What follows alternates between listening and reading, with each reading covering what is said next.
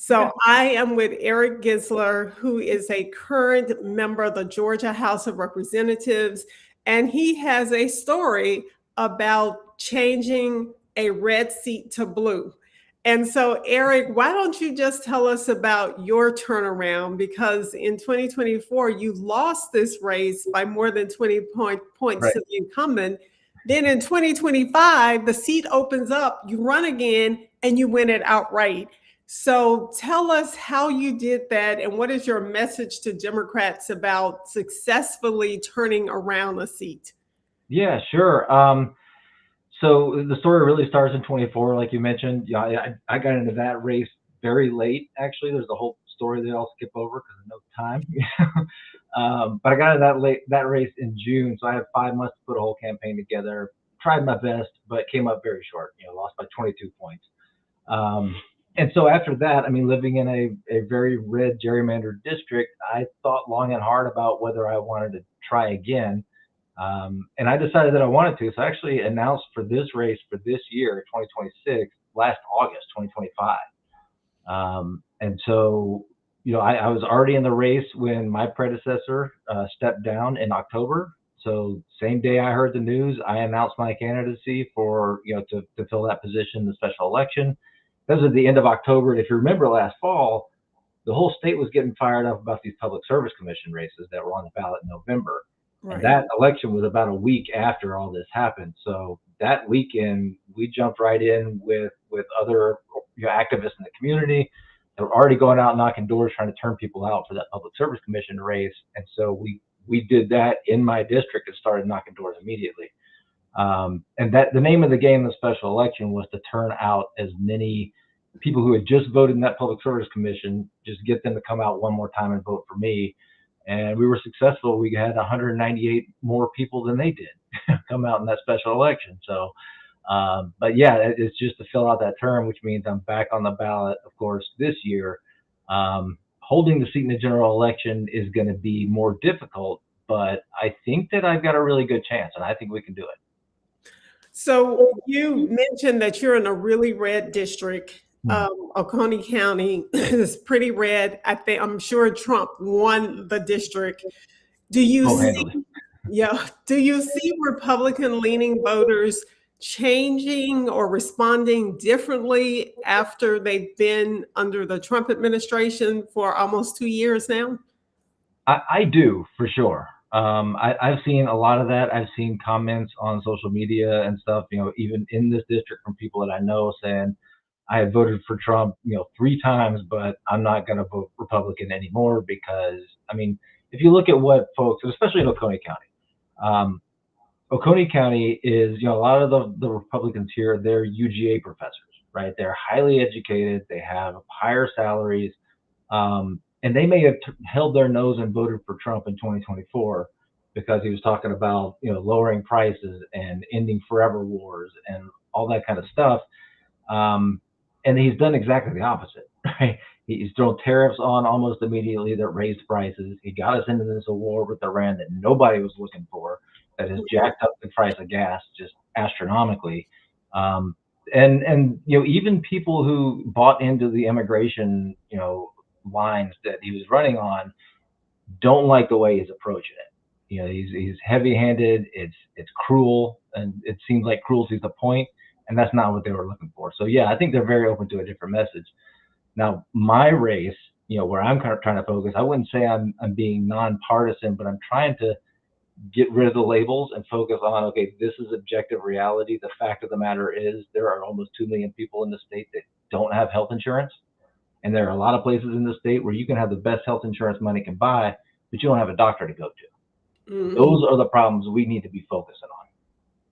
So next week, you're going to be back under the Gold Dome. The Republicans are trying to redraw the state house maps, I think, to lock in their majority.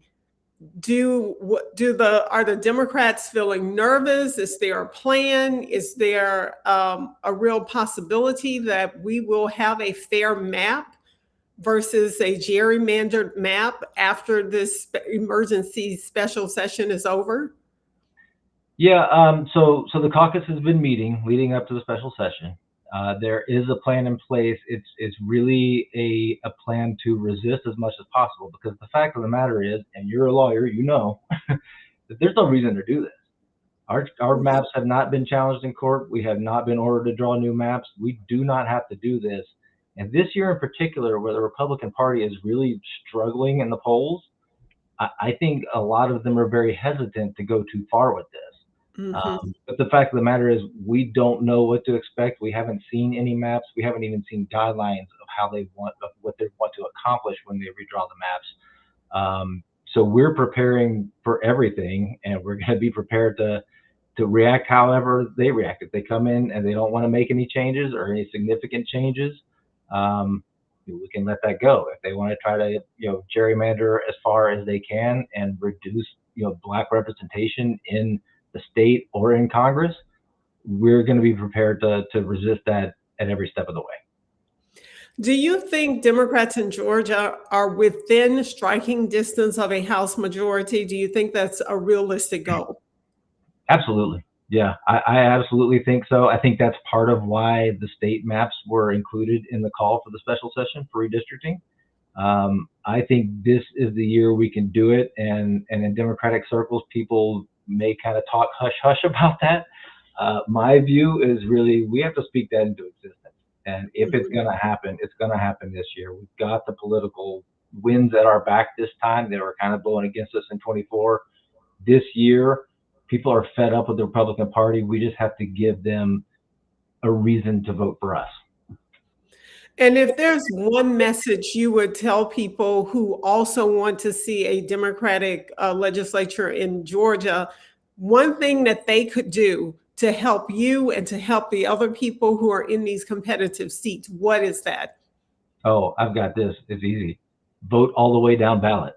Republicans do that. They go in there, they vote for every R on the ticket, whether they've heard of them or not. And, vote blue no matter who. I have my problems with the philosophy, but the truth of the matter is that's what they do. They go in, they vote all the way down ballot. Democrats are kind of known for going in there and voting for, Senate, governor, maybe lieutenant governor, and then just skipping the rest of the ballot. And that means we're never going to take these seats, because we need those votes. And I think that's such an important message, because the local elections are the ones that affect us immediately. What happens on the local level. And I agree with you, we've got to learn how to vote the entire ticket and not just the big names. Right. Yeah. So this is a question I'm going to ask everyone that I talk to. If Democrats won control of the Georgia legislature tomorrow, what's the first thing you'd fight to change? That I get asked that question a lot, and it's a difficult one, because there are a lot of things that we need to change. The other party's been in control for 22 straight years, right? That's the governor's mansion, the House, and the Senate. So there's a lot that needs to be corrected. My number one thing would probably be an independent and bipartisan redistricting commission. Because to me, we've got to stop letting the politicians choose the voters. It should be the other way around. And I think that goes for both parties. I don't want to gerrymander it for Democrats either. I think control of the state legislature should go with the will of the people. And the way to do that is have more competitive races. So independent, bipartisan redistricting commission, number one. I think that fixes so many other issues. Yeah, and we can now understand why. 6 months ago, we may not have, somebody may have thought, well, why that? But today we can really understand why. And you mentioned that the Republicans have been in control for 22 straight years at all levels. Yep.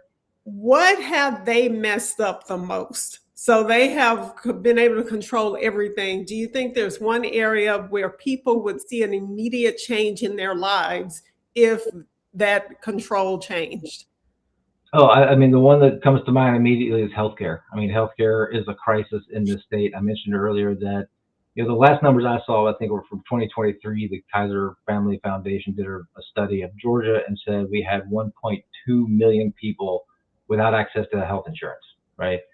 When the ACA subsidies expired at the end of last year because Congress refused to renew them, we've seen 500,000 people fall off of those rolls too. So we're at nearly 2 million people without access to healthcare. Georgia is one of, I think, 9 states left that refuse to expand Medicaid. The people are suffering. We have some of the worst healthcare outcomes in the state, and it's a direct result of our refusal to expand Medicaid or consider any other meaningful programs that could address this issue. And that's a direct result of 20 years of Republican leadership.